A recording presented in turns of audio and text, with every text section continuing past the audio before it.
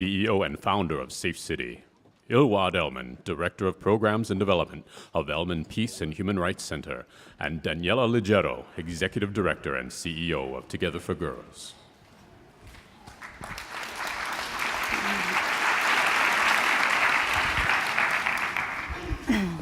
Hello, everyone. Hello, can you hear me? Great. So, I'm Daniela, and I work for an organization called Together for Girls. We are a partnership of 5 UN agencies, private sector, as well as several governments working to end sexual and gender-based violence, working in over 22 countries, using data to guide the way. And in our surveys, in our research, these national level surveys we do with CDC as the lead, we have found what I'm sure all of you already know, that the numbers when it comes to sexual and gender-based violence are staggering. Approximately 1/3 of girls and women experience sexual violence. Only about half of them ever tell someone about that experience. And less than 2% actually get any services. And that's true all over the world. It's true in this country, it's true in other countries, in schools, in the home, in communities, in public spaces, at work. Women and girls are experiencing sexual violence. And this reality can be overwhelming. But you two amazing women with me here today have decided to take this issue head on. So tell us a little bit about what inspires you to do the work that you're doing. Elsa, why don't we start with you? Thank you, Daniela. So what inspires me is that every day when we do our work, whether it's at a workshop or a speaking assignment or wherever, I have someone who comes to me and says, you know, that story resonated with me, and I did not speak about it. So at Safecity, which is a crowd map for sexual violence in public spaces, we encourage people to share and document their stories anonymously. And these are then collated as location-based trends visualized on a map as hotspots. And the idea is to have this information in the public domain so that women and girls can connect with each other over these stories. Often, as you said very rightly, we don't share or we don't talk about it, nor do we report it officially. And it's lost. The data is lost. And so when you start talking about your own story, you connect with another woman who had a similar experience. Maybe she didn't get the help that she needed.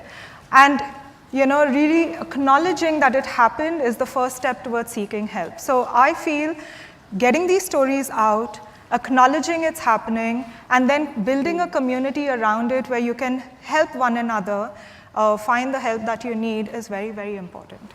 Fantastic. Ilwad, what about you?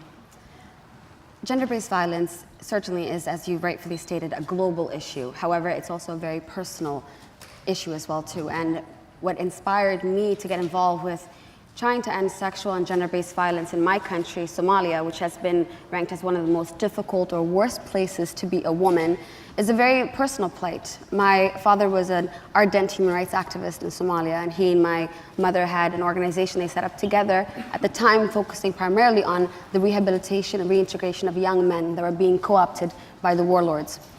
As the war worsened and my parents were doing this work together through social entrepreneurship, they had to make the decision to split up.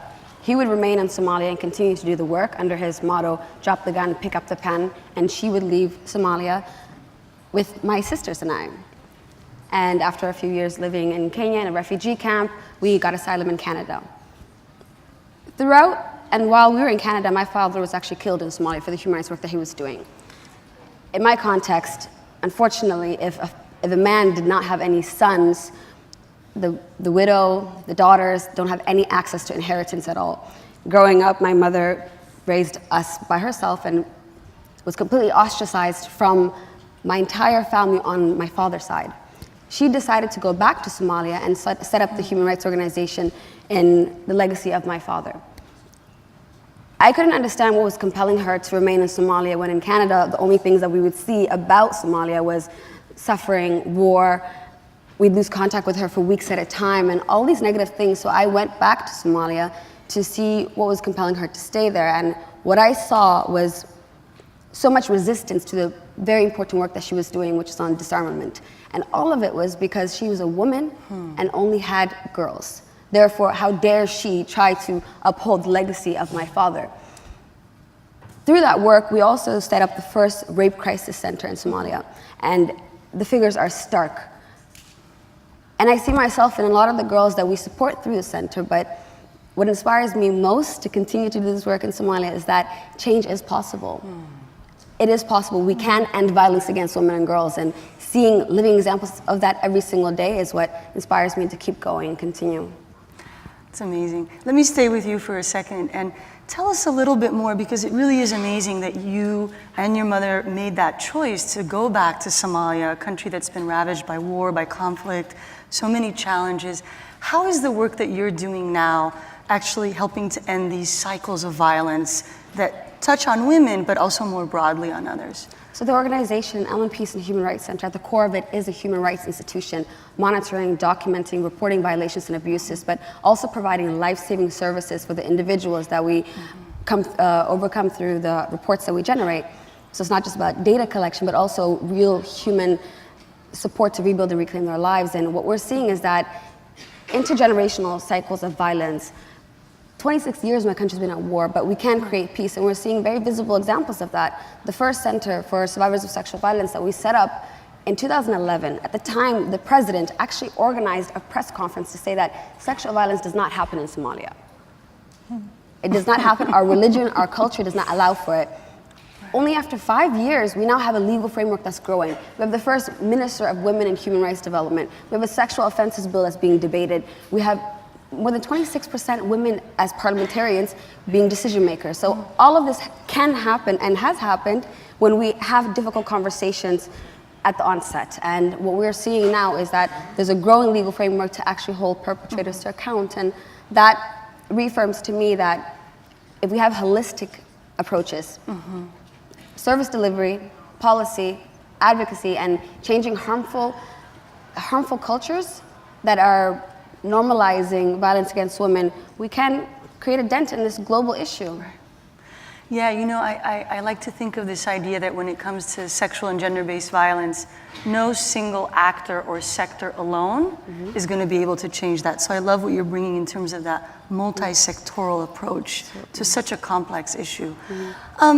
You know, I want to turn to you for a minute, Elsa, because, you know, here at the UN, we talk a lot about this idea of a data revolution and how we're using data for good. And I actually just signed up for her app, Safecity, right outside. It's amazing. And it really allows women to come forward, and men and whoever else, and talk about where this violence is happening in public spaces. So tell us a little bit more about how you're really using technology to drive change and to bring about local solutions to this complex issue. So I believe technology is an enabler that helps us connect with each other, but also, you know, allows, for example, this anonymous reporting of sexual violence.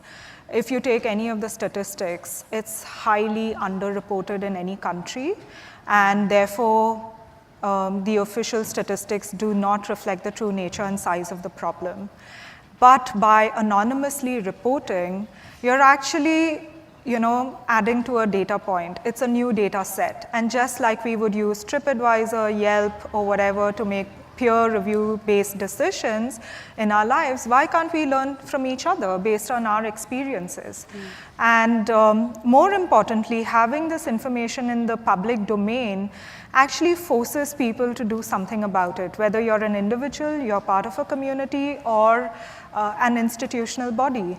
To give you an example, you know, as an individual, I would like to make better choices for my safety by improving my situational awareness. But where do I get this information? Or as part of a community, how do I know my neighborhood is really safe? What exactly is happening in my community? Can I mobilize my neighbors to find a local solution? Not everything requires police intervention. But then take the police, for example. This data set is a new data set that never reaches them. Women and girls are very afraid to go to the police station to really make the complaint. But could they use this data as another decision-making layer with their existing data sets? Definitely. So technology kind of equalizes the issue, and when it comes to countries. So for example, I started off in India, but immediately I had so many requests from around the world saying, could we use your platform? And I said, yes, definitely, as long as it didn't require any changes at that time. But now our mobile app is in Hindi, English, and Spanish, which means it's available to a larger population. And we hope that everybody uses it, not only to record what's happening, but also use the information to make that little change in your community. Like you said, this is not a women's issue, this is a society issue. So all of us are part of that society, and it's up to us to end violence against women and girls. I'm encouraging all of you to sign up for the app. It's amazing. Thank you. Safecity. So I want to touch on the issue of silence, and in fact, that's the name of this panel, Shattering the Silence. I'm a survivor of sexual violence, and many years ago, I made the decision to be public about my personal experience because the silence was painful. And I'm not just talking about survivors coming forward and talking about their stories. I'm talking about everyone's silence. Communities, governments, organizations, men. And I felt like I had a duty and a responsibility to come forward and to talk about my story. And I remember, this was several years ago, but as an adult woman with a lot of privilege and education, it was terrifying. It was terrifying. I was worried about what people would think about me, how people would react. But I felt like, again, I had that responsibility. I'm reminded of what Malala said, that when the entire world is silent, even a single voice becomes powerful. And, I feel like over the last couple of years, we've seen a lot more of a conversation online and with media coverage of issues of sexual violence. But we still have such a long way to go.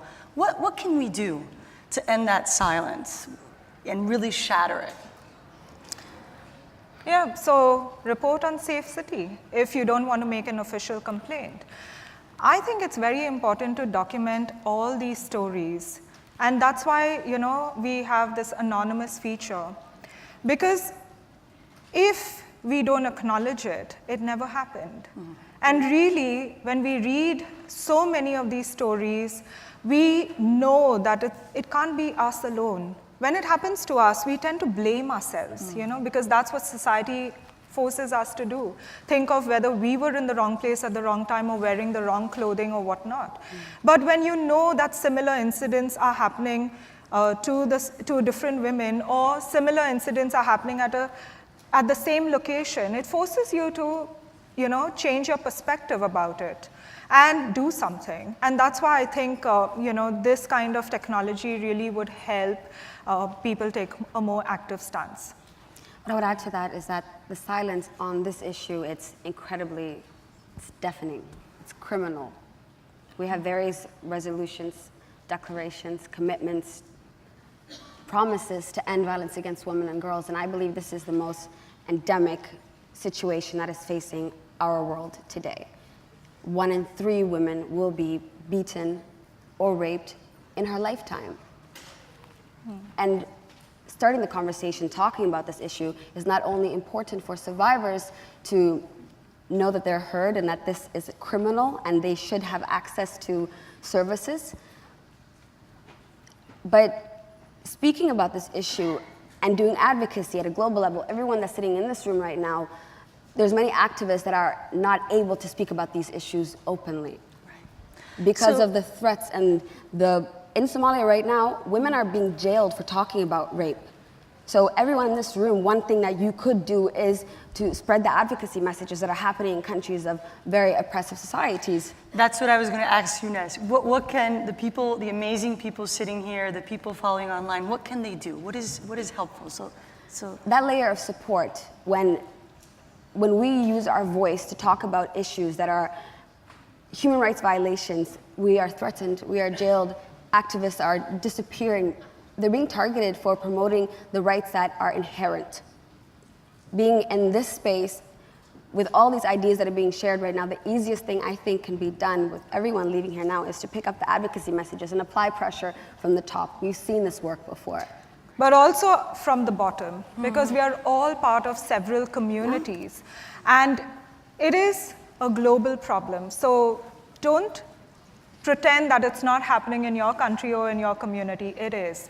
And no matter whether you're low income, middle income, or high income society, it's happening everywhere. So form those community support systems, start talking about it, make it an issue that is non-taboo. I think that will really solve the problem.